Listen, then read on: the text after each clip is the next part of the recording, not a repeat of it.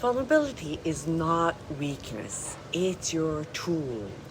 As a leader, you think vulnerability makes you weak, right?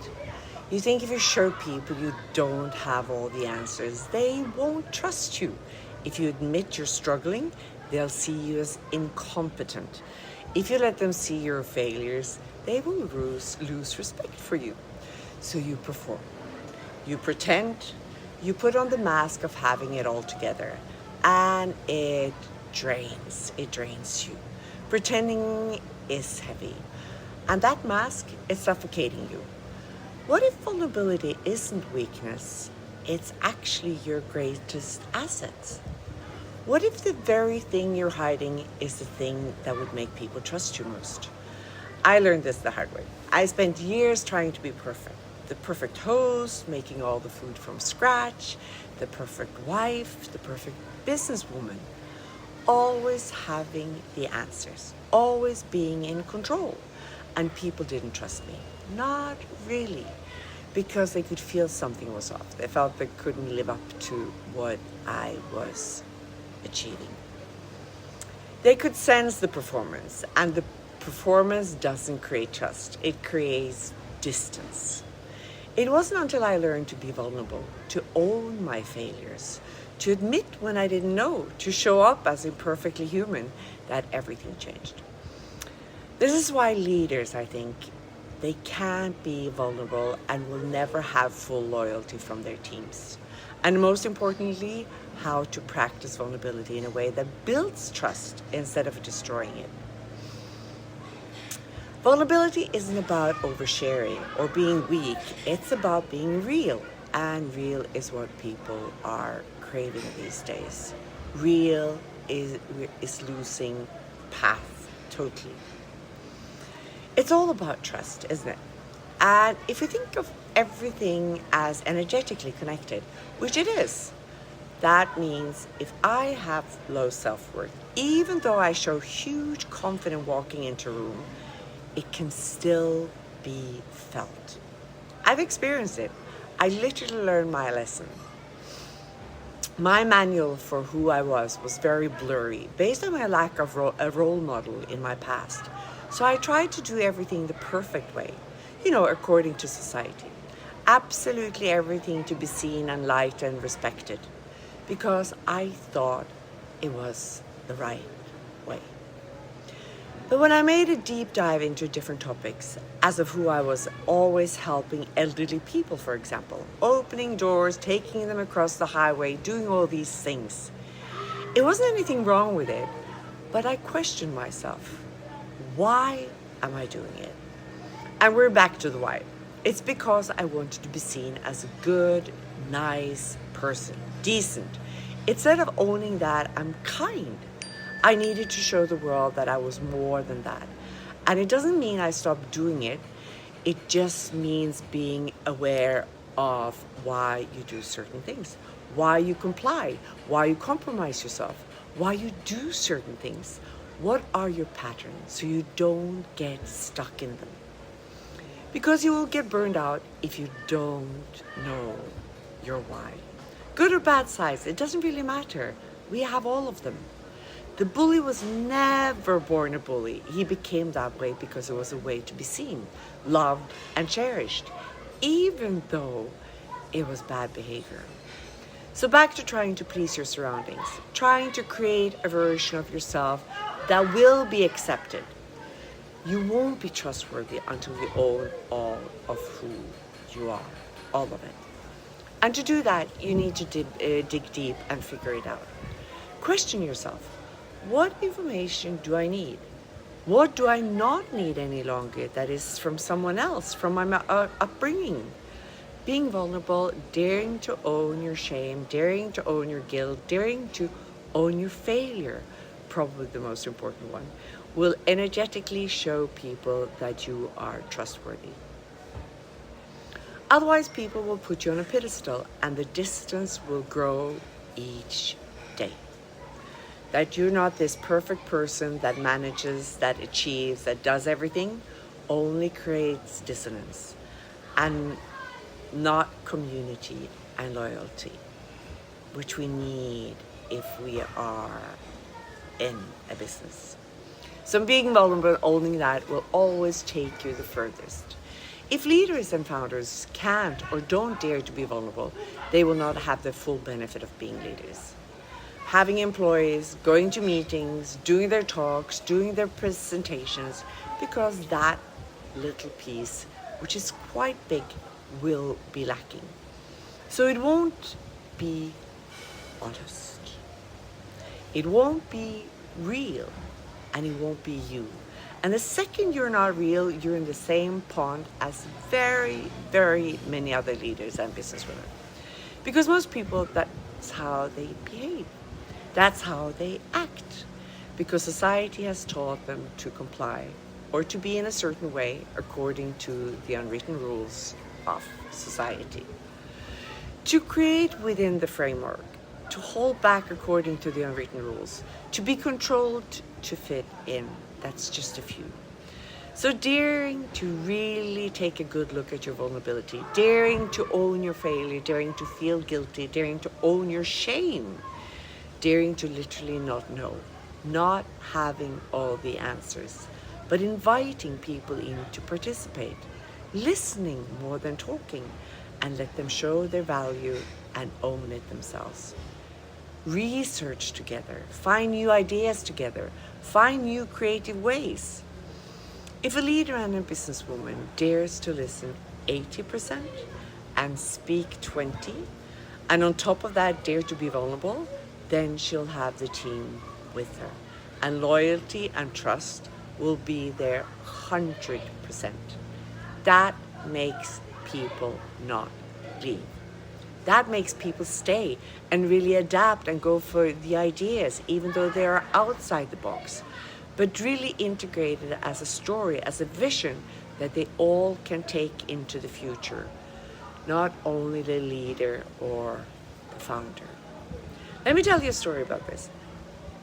I had a business once where I thought I had to have all the answers. I thought I had to be the one with the vision, the strategy, the plan. I thought that what leadership meant and only meant was this. So I would walk into meetings with everything figured out. I'd present my ideas, I'd tell people what to do, and I expected them to follow. And they did, of course. On the surface, they nodded, they said yes, they executed, but there was no energy behind it, no ownership, no real commitment, no joy. And I couldn't figure out why. I was doing everything right. I was being professional, I was being competent, I was being the leader I thought I was supposed to be. But one day something shifted. I walked into a meeting and I didn't have the answer. I had a problem, but I didn't know how to solve it. And instead of pretending I did, which I usually did, instead of making something up, which I usually did, instead of performing, which I usually did, I just said, I don't know. I've been thinking about this for weeks and I don't have the answer. I need your help. And the room changed immediately. People leaned in, they started contributing, they started problem solving, they started taking ownership, and we found a solution together, a better solution than I would have ever come up with alone. But more than that, something shifted in how they saw me and how they showed up. They started bringing ideas to me. They started taking initiative. They started being invested in a way they never ever had before, because I had dared to be vulnerable. I had shown them I didn't have all the answer, and that gave them the permission to contribute, to be part of, to own it with me. That's when I understood that vulnerability isn't a weakness. It's the bridge to trust. Now I need to be clear about something. Vulnerability is not oversharing. It's not dumping your problems on your team. It's not using them as your therapist. It's not being unprofessional or inappropriate. Vulnerability is strategic. It's intentional. It's about owning your humanity in a way that builds connection, not creates burden. Oversharing is talking about your personal problems in detail, using your team to process your emotions, making everything about you, creating discomfort because you have no boundaries. But vulnerability, that is admitting when you don't know, owning your mistakes, sharing what you learned from failure, and inviting collaboration instead of dictating. Being honest about challenges without making it heavy. That's the huge difference. Oversharing pushes people away. It makes them uncomfortable. It creates a burden. Vulnerability pulls people in. It makes them feel safe. It creates connection. And the difference is in the intention. Oversharing is about seeking validation, seeking comfort, seeking someone to fix you. Vulnerability is about building trust, creating safety, inviting people to the table, into the process with you. When I was trying to be perfect, I was actually being the opposite of vulnerable. I was performing, and people could feel it. I knew that. But when I started owning my failures, when I started admitting I didn't have all the answers, when I started inviting people to contribute, that's when real trust was built. Not because I was weak, but because I dared to be real. So why choose vulnerability? So why does vulnerability create trust? Because people can feel when you're being real. Everything is energetically connected. If you're performing, if you're pretending, if you're hiding behind a mask, people will feel it. They will feel disconnected. Maybe not consciously, but subconsciously for sure. They know something is off. And when something is off, trust can't fully form. But when you're vulnerable, when you're real, when you're willing to show your humanity, people can feel that too. They feel, oh, she's not pretending, she's not performing, she's just being honest. I can relate to that. And when people feel they can do that, that creates everlasting bonds. And that creates safety. Because if you can be honest about your failures, so can they. Vulnerability gives permission, actually. When you own your own shame, your team feels safe to own theirs. When you admit you don't know, your team feels safe to ask questions. When you share what you learned from failure, your team feels safe to take the risks. You're not just building trust. You're creating a culture where people can be real, where they can contribute, where they can grow. And that's the kind of environment where innovation happens, where loyalty is built, where people don't just work for you, they work with you. But it starts with you. It always starts with your willingness to be and show everything that you are. Show how do you actually practice vulnerability. Especially if you've spent years performing, pretending, being the person who has it all together, then show them. Start small. You don't have to share your deepest shame in your next team meeting. Just start small. Maybe in your next meeting, instead of having all the answers, you say, I'm not sure about this. What do you think? Invite people into your world.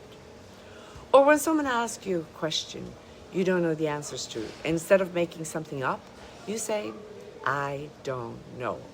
I'm sure someone else has an answer. Please get on board.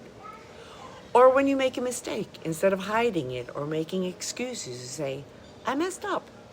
Can you help me find another way? Small moments of vulnerability, that's where you start. And that changes everything.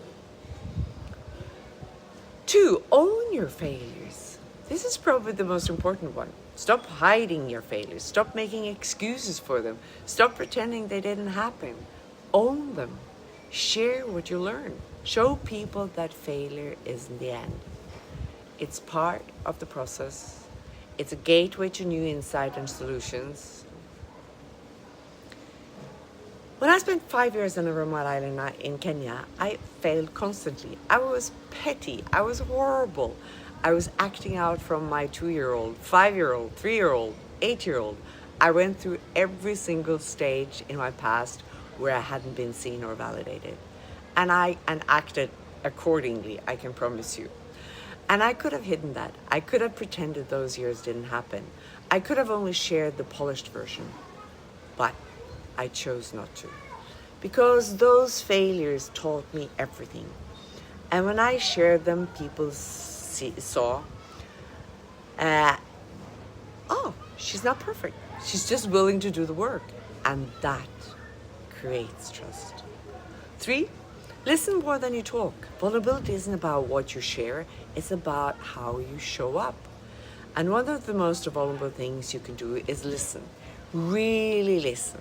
Not waiting for your turn to talk, not planning your response, not trying to fix or solve. Just listen. Being present.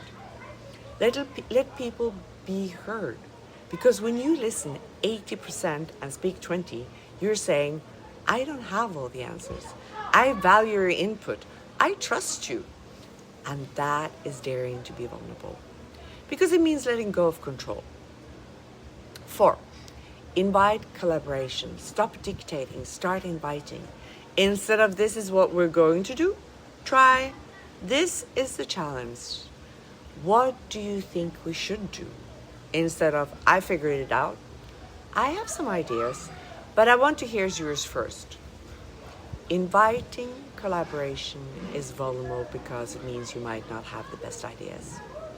It means someone else might see something you didn't. It means letting go of being the smartest person in the room. But that's where the magic happens. 5, share your whys. People don't just want to know what you're doing. They want to know the why. And sharing your why requires vulnerability because your why is personal. It's about your values, your beliefs, your vision. But when you share it, people connect with it. They understand you. They trust you. It's like storytelling. I share my why constantly. I share that I'm doing this work because I spent decades seeking validation outside myself. Because I almost died trying to prove I was worthy. Because I learned the hard way that the answers are always within myself, not outside. I can be inspired, but the answers is me. And when I share that, people see me, not the performance, me, but me. And that creates connection. 6, stop apologizing for being human. You're going to have bad days. You're going to make mistakes. You're going to not know things. Stop apologizing for it. Stop making it mean something about your competence or your worth. Just own it. I'm having a tough day. I made mistakes. I have no clue, no apology, no explanations, no shame, just honesty. Because being human isn't something to apologize for. It's something to own, all of it. So what's one way you can be vulnerable this week? Maybe you admit that you don't know something. Maybe you own a failure. Maybe you listen more than you talk. Maybe you invite in collaboration. Maybe you share your why. Maybe you stop apologizing for being human. Just pick one and notice what happens. Because vulnerability is not a weakness. It's the bridge to trust. And if you want people to trust you, to follow you, to be loyal to you, and you have to be willing to be real with them. Not perfect, not polished, not performing, but real. I spent years performing, years trying to be perfect version of myself, years hiding my failures and my struggles and my humanity. And people didn't trust me. Not really, if I'm being honest. More fear than presence. But when I learned to be vulnerable, when I learned to own all of who I am, the failures, the shame, the not knowing, everything changed.